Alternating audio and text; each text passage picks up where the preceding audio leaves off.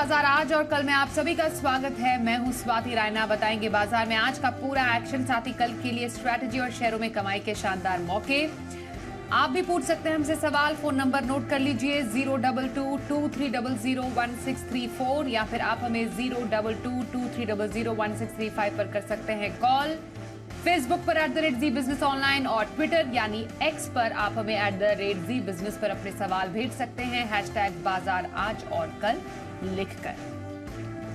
कल की आपकी तैयारी कराएंगे जी बिजनेस के मैनेजिंग एडिटर अनिल सिंह भी। साथ ही खास मेहमान आज हमारे साथ हैं प्रॉफिट मार्ट सिक्योरिटीज के अविनाश गोरक्षकर। अविनाश जी का बहुत स्वागत है आज के इस शो में। सबसे पहले जरा आज के बाजार पर एक नजर डाल लेते हैं, फिर चर्चा आगे बढ़ाएंगे। तो शेयर बाजार में वीकली एक्सपायरी के दिन जोरदार एक्शन देखने को मिला। कमजोर ग्लोबल संकेतों के चलते बाजार के प्रमुख इंडेक्स लाल निशान में बंद हुए और कारोबार के अंत में सेंसेक्स 388 अंक टूटकर 65,151 के लेवल पर बंद हुआ। निफ्टी लगभग 100 अंक फिसला, जबकि बैंक निफ्टी 55 अंक गिरकर 43,891 के स्तर पर हुआ बंद।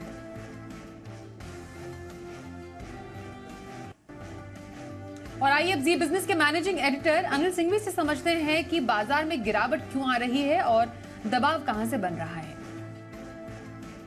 वायदा कारोबार के हफ्ते की एक्सपायरी के दिन भारतीय बाजार में आज फिर से दिखा दबाव, और ये दबाव आता दिखा अमेरिका से। एक बार फिर से इंपोर्टेड कमजोरी। वजह है कि अमेरिका में जो फेड की मीटिंग के मिनट्स आए, उस मिनट्स में चिंताएं फिर से बढ़ती दिखी, ब्याज दरों को बढ़ाने को लेकर, महंगाई को काबू में करने को लेकर, और उसका असर अमेरिकी बाजारों पर पड़ा। ऊपरी स्तरों से अच्छा खासा फिसलकर 250 पॉइंट डाउन नीचे बंद हुआ, और एशियाई बाजारों में भी आज हाल था खराब। भारतीय बाजार अच्छी कमजोरी के साथ शुरुआत के संकेत दे रहे थे, लेकिन हुआ ऐसा नहीं। हमारे बाजार खुले एकदम फ्लैट, और खुलने के बाद सीमित दायरे में ट्रेड करते हुए एक बार हरे निशान में आने की कोशिश भी की निफ्टी ने भी, और बैंक निफ्टी भी काफी समय हरे निशान में रहा भी। 5 दिनों से लगातार कमजोर होता हुआ दिख रहा है बैंक निफ्टी। आज थोड़ा सा कम कमजोर या हल्का सा बेहतर नजर आया निफ्टी और सेंसेक्स के मुकाबले में। दिन भर में सीमित दायरे में कारोबार किया, लेकिन मिड सेशन से फिर से बिकवाली का दबाव बढ़ता हुआ नजर आया, और जैसे खुले उसके विपरीत बंद होने की जो आदत बाजार की आजकल पड़ी हुई है, तो आज ज्यादा खराब खुले नहीं, ऐसे में खराब बंद होते दिखे। 19,400 3 दिनों से हम इसे होल्ड कर रहे थे क्लोजिंग बेसिस पे, लेकिन आज निफ्टी 19,400 नीचे बंद होता हुआ दिखा 100 पॉइंट के नुकसान के साथ। बैंक निफ्टी भी हल्की फुल्की कमजोरी के साथ 43,900 से थोड़ा सा नीचे बंद होता नजर आया, यानी कि लगातार दूसरे दिन 44,000 के लेवल के नीचे की क्लोजिंग बैंक निफ्टी में भी मिली है, जो अच्छा संकेत नहीं है। सेंसेक्स में 450 पॉइंट के आसपास का एक नुकसान रहा। लेकिन आज इंडेक्स लेवल पर आपको कमजोरी दिख रही हो, लेकिन ब्रॉडर मार्केट में माहौल ऐसा बिल्कुल था नहीं।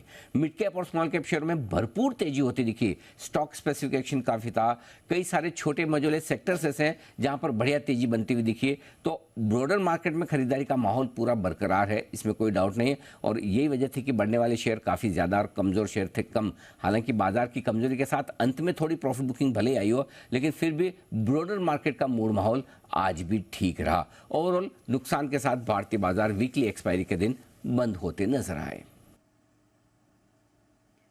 आइए प्रॉफिट मार्ट सिक्योरिटीज के अविनाश गोरक्षकर जी से बातचीत करते हैं। अविनाश जी, बाजार में आपको लगता है अब हफ्ते के आखिरी कारोबारी दिन यानी शुक्रवार को थोड़ा और दबाव देखने को मिल सकता है? स्वाति, मुझे लग रहा है कि आज जो ज़्यादातर बिकवाली हो गई है, उसमें एफआईआईज़ ने काफ़ी बड़ी मात्रा में बेचा है। 1500 करोड़ का अभी नेट सेल ऑफ नंबर हमने देखा है। मुझे लग रहा है कि कल के सत्र में हो सकता है कि मार्केट्स में थोड़ा सा बाउंस आपको देखने को मिले, क्योंकि हमको लग रहा है कि देखिए नतीजों का सीजन खत्म हो चुका है, और ये जो आज मार्केट गिरा है वो ज़्यादातर इस कारण से था कि कल फेड के मीटिंग में कहा गया कि इंटरेस्ट रेट्स हो सकता है कि और 2-3 इंटरेस्ट रेट्स हाइक आ जाए। ये मार्केट ने मोरलेस पचा लिया है, और मुझे लग रहा है कि 19,300 19,250 का लेवल जो है वो मार्केट के लिए काफी बड़ा सपोर्ट साबित होगा। तो होपफुली कल थोड़ी बहुत वैल्यू बाइंग आनी चाहिए, और इन्वेस्टर्स को स्टॉक स्पेसिफिक रवैया अपनाना चाहिए, क्योंकि अभी थोड़े समय के लिए इंडेक्स में जो मूवमेंट रहेगी वो थोड़ी धीमी रहेगी। आप बैंकिंग देखिए, ऑटो देखिए, ऑटो कंपोनेंट्स देखिए, ये सारे सेक्टर्स में कंपनीज ने बहुत अच्छे नंबर्स डिक्लेयर किए, नतीजे अच्छे हैं। तो मेरे ख्याल से जहां पे भी कमजोरी दिखती है, इन्वेस्टर्स को थोड़ा बहुत डिलीवरी बाइंग करना चाहिए, और यही शायद कल के सत्र में और आने वाले हफ्ते में आपको देखने को मिलेगा। बिल्कुल, तो ये रही राय अविनाश जी की बाजार पर। अविनाश जी, लंबी अवधि के नजरिए के लिए कौन से स्टॉक में खरीदारी की सलाह रहेगी आपकी? इनफैक्ट स्वाति आज जो अच्छी तरह से चला वो पब्लिक बैंक्स और प्राइवेट बैंक्स था। हमको लगा कि जो स्मॉल फाइनेंस बैंक्स है वहां पे उज्जीवन स्मॉल फाइनेंस बैंक का जो स्टॉक है पिछले साल बहुत ही अच्छे नंबर्स रिकॉर्ड कर चुका है। करीबन 4,185 करोड़ पे 1,100 करोड़ का प्रॉफिट किया है, जो पिछले साल 900 करोड़ का लॉस था। पहले तिमाही में भी बैंक ने बहुत दमदार नंबर दिखाए, करीबन 325 करोड़ का प्रॉफिट आफ्टर टैक्स आ गया, जो पिछले साल 202 करोड़। सबसे बड़ी बात, कासा रेशो 25-26% बढ़ा है, रिटर्न ऑन इक्विटी करीबन 30% बढ़ा है। मोस्ट इंपॉर्टेंटली बैंक आरओए करीबन 4% रिकॉर्ड कर रहा है और बैंक ने कहा है कि 32 नए ब्रांचेस वो रिकॉर्ड करेगी। ये बैंक करीबन 25 स्टेट में ऑपरेटिंग है, 77 लाख कस्टमर्स है और हमको लग रहा है कि आने वाला साल भी काफी स्ट्रांग रहेगा। करीबन 1450 करोड़ का प्रॉफिट आएगा। Plus Ujjivan small financial services का जो मर्जर है वो सितंबर के एंड में होना चाहिए, तो ये भी एक पॉजिटिव फैक्टर है। तो हमको लग रहा है कि 60-62 का एक टारगेट प्राइस इस लेवल से भी पॉसिबल है, तो इसको डेफिनेटली एक अच्छे डीप वैल्यू स्टॉक की तरह से इन्वेस्टर्स को निवेश करना चाहिए। उज्जीवन स्मॉल फाइनेंस बैंक में लंबी अवधि अविनाश गोरक्षकर जी की तरफ से। पहले एक कॉलर से बात करते हैं। गुजरात से राहुल जी इस वक्त हमारे साथ है। नमस्कार, बताइए कौन से स्टॉक पर सवाल है आपका? नमस्कार मैडम, मेरे हुडको परचेज किया हुआ है 54 रुपीज में, तो होल्ड करें या फिर बाहर निकल जाए? 54 रुपीज में आपकी खरीद है हडको की। आपका व्यू क्या है ओरिजिनल हडको पे? व्यू एक साल हमारे दर्शक से मैं जानना चाहती हूँ कब तक आप होल्ड करना चाहेंगे? एक साल, ओके। 54 कहा ना आपने? 54, ओके सर। 54 की खरीद हडको पे है, 70 पर हडको है अभी। मुनाफा अच्छा इन्होंने कमाया है, साल भर का नजरिया और रख रहे हैं, तो क्या आपकी राय रहेगी? नहीं, मुझे लग रहा है कि इन्होंने काफ़ी अच्छे एंट्री लेवल पे हुडको खरीदा है। मेरे ख्याल से अगर 6 से 12 महीने की अवधि है तो मैं समझता हूँ कि करीबन 80-85 का एक medium term target price possible है। देखिए, हाउसिंग फाइनेंस जो गवर्नमेंट रिलेटेड माडा स्कीम्स है जहाँ पे हुडको काफ़ी एग्रेसिव है और गवर्नमेंट भी ये अफोर्डेबल हाउसिंग का जो कैंपेन है वो बहुत तेज़ी से बढ़ा रही है, तो डेफिनेटली हुडको को इसमें फ़ायदा होना चाहिए। और हमको लग रहा है कि अगर 6 से 12 महीने की अवधि लेते हैं तो मेरे ख्याल से डेफिनेटली हुडको को इस स्पेस में अच्छा खासा बेनिफिट होगा, तो यहाँ पे होल्ड करने की राय। होल्ड करें हडको में, यही आपके लिए राय आ रही है हमारे आज के एक्सपर्ट अविनाश जी की तरफ से। उत्तर प्रदेश नोएडा से वरुण त्यागी हमारे साथ है। नमस्कार, बताइए कौन सा स्टॉक आपके पास है? मेरे पास एफएल इंडिया है 350 शेयर, 1050-1080 की समथिंग की परचेज है। और टाटा कम्युनिकेशन मेरे पास 1000 शेयर हो गए हैं, ये 1680 की परचेज है। 1680 की परचेज टाटा कम्युनिकेशंस पर। और नजरिया कब तक का दोनों स्टॉक्स में आपका, कब तक रखेंगे? मैंने एफएल इंडिया 5 साल के लिए और टाटा कम्युनिकेशन 5 से 8 साल के लिए। अच्छा, लॉन्ग टर्म का नजरिया दोनों ही स्टॉक में। सर कैसे लगते हैं आपको दोनों स्टॉक लॉन्ग टर्म के लिए?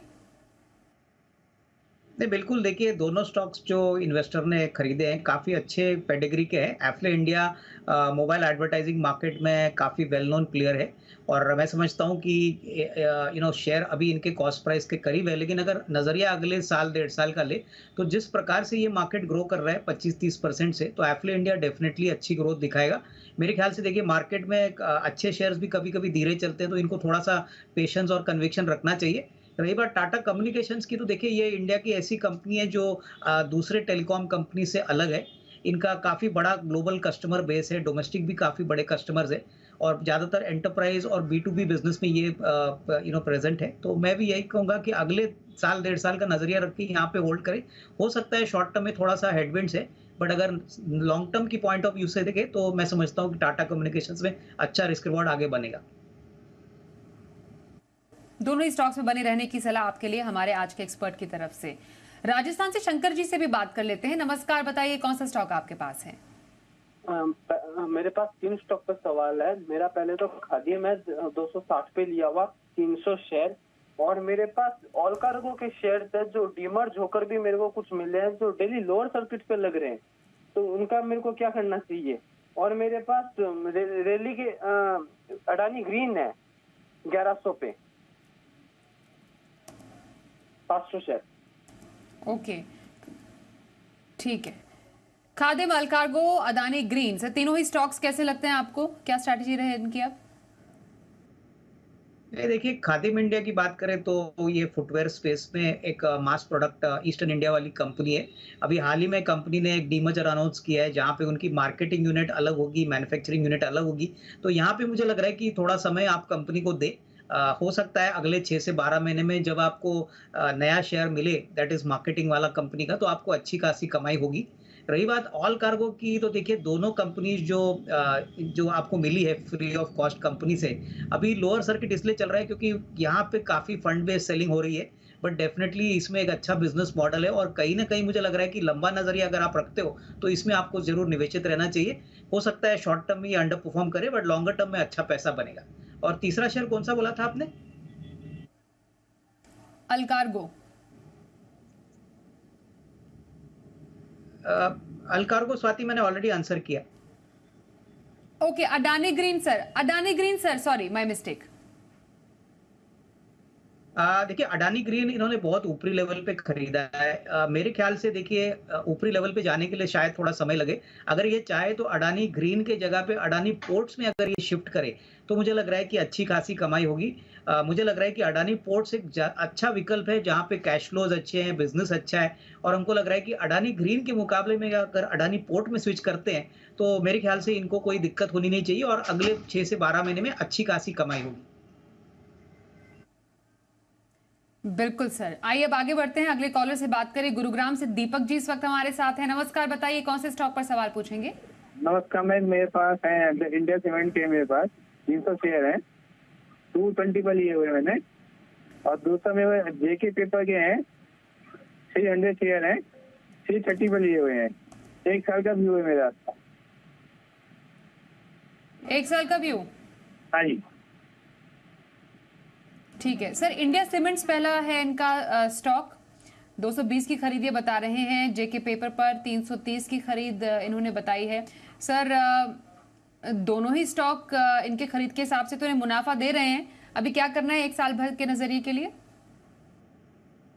नहीं, मेरे ख्याल से देखिए, इंडिया सीमेंट्स में अगर ये अराउंड 12 से 15 महीने का व्यू लेते हैं, तो सीमेंट एक ऐसा स्पेस है जहाँ पे प्राइसिंग पावर वापस कंपनीज को मिल रही है और साउथ इंडिया में इंडिया सीमेंट्स काफ़ी बड़ा प्लेयर है। मुझे लग रहा है कि यहाँ पे और भी इंटरेस्ट है क्योंकि चेन्नई सुपर किंग्स का जो होल्डिंग है उसकी भी वैल्यू मार्केट थोड़ा बहुत फैक्टर इन कर रही है। तो कहीं ना कहीं अगर 6 to 12 मंथ्स का नजरिया है तो यहाँ पे होल्ड करें। मुझे लग रहा है कि सेकंड हाफ ऑफ FY24 से होपफुली जब गवर्नमेंट बड़े इंफ्रास्ट्रक्चर प्रोजेक्ट्स अनाउंस करेगी, क्योंकि आने वाला साल इलेक्शन ईयर है, तो इसमें अच्छी खासी बढ़ोतरी आने की उम्मीद रहेगी, तो यहाँ पे होल्ड करें। रही बात जेके पेपर पे, तो साथ ही मुझे लग रहा है कि देखिए नंबर्स आने वाले क्वार्टर के काफ़ी अच्छे आएंगे। ऑलरेडी पेपर स्टॉक्स में हमने सुना है कि सप्लाई प्रेशर्स है, प्राइसेस बढ़ी है और फेस्टिवल सीजन के आगे डिमांड जो है वो अभी अच्छी तरह से बिल्टअप हो रही है। तो यहाँ पे करीबन 450 का टारगेट प्राइस आपको मिलेगा अगर आप कम से कम 6 to 12 मंथ्स का नजरिया लेते हैं। और ये काफ़ी वेल एस्टेब्लिश्ड कंपनी है, अच्छे प्रीमियम प्रोडक्ट्स बेचती है, तो यहाँ पे निवेशित रहिए। बिल्कुल सर, आइए अगले कॉलर से बात करते हैं। यूपी से आशुतोष जी से बात करते हैं। नमस्कार, बताइए कौन सा स्टॉक आपके पास है? मैम मेरे पास IEX शेयर है, 169 की खरीद है, 855 शेयर है। IEX खरीद कितनी बताई आपने? 169। 169, अच्छा। और कब तक के लिए रखे हैं आपने? मैम कम से कम 10 साल। 10 साल? जी जी। अविनाश जी, नजरिया तो इनका काफी लंबा है, लेकिन चलिए काफी ऊंची खरीद भी है इनकी। सर क्या रहेगी आपकी राय? नहीं, मुझे लग रहा है कि देखिए कंपनी अभी भी अच्छा करेगी, लेकिन नियर टर्म में थोड़ा बहुत कॉम्पिटिटिव प्रेशर ऑलरेडी बिल्ट हो चुका है। IEX की जो मार्केट मोनोपोली है वो अभी चैलेंज हो चुकी है और 2 नए प्लेयर्स मार्केट में उतर चुके हैं। लेकिन सबसे अच्छी बात है कि IEX पुराना प्लेयर है और अभी वो कार्बन क्रेडिट का भी जो मार्केट है यहाँ पे उतर रहे हैं। तो मुझे लग रहा है कि नज़रिया कम से कम 1.5-2 साल का रखिए। 10 साल काफ़ी बड़ा पीरियड होता है, बट मुझे लग रहा है कि थोड़ा सा पेशेंस और कन्विक्शन चाहिए क्योंकि ये शेयर को बढ़ने के लिए थोड़ा समय लगेगा। तो नॉर्मली हम यही कहेंगे कि अगर आपके पास टाइम पेशेंस है तो 1.5-2 साल का टाइम फ्रेम रखिए। मुझे लग रहा है कि डेफिनेटली अच्छी खासी कमाई होगी, लेकिन शॉर्ट टर्म में कोई बड़ा अपसाइड एक्सपेक्ट ना करें क्योंकि कोई बड़ा ट्रिगर शॉर्ट टर्म में दिख नहीं रहा है। बिल्कुल, तो लंबा नजरिया रखना है तो साल 1.5 साल फिलहाल इस होराइजन को लेकर चले। IEX में होल्ड करने की सलाह आपके लिए। शुभो सतपथी, सवाल हमें भेज रहे हैं टाटा एलेक्सी पर। 44 शेयर है, खरीद इनकी है 8,250 की। सर, टाटा एलेक्सी पर जानना चाहेंगे फिलहाल इनके लेवल के हिसाब से आपकी राय क्या रहेगी, क्योंकि खरीद इनकी काफी ऊंची है, नुकसान भी काफी झेल रहे हैं। अभी आगे इस स्टॉक में क्या आपको प्रोबेबिलिटीज नजर आ रही है? देखिए, मुझे लग रहा है कि टाटा एलेक्सी में ग्रोथ पोटेंशियल तो काफ़ी है, लेकिन जिस प्रकार से अभी स्टॉक ऊपरी लेवल से टूटा है, थोड़े समय के लिए स्टॉक कंसोलिडेट होगा। कंसोलिडेशन हो सकता है अगले 6 से 12 महीने का समय ले ले और तब तक स्टॉक में कोई बड़ी आउट परफॉर्मेंस आपको देखने के ना मिले।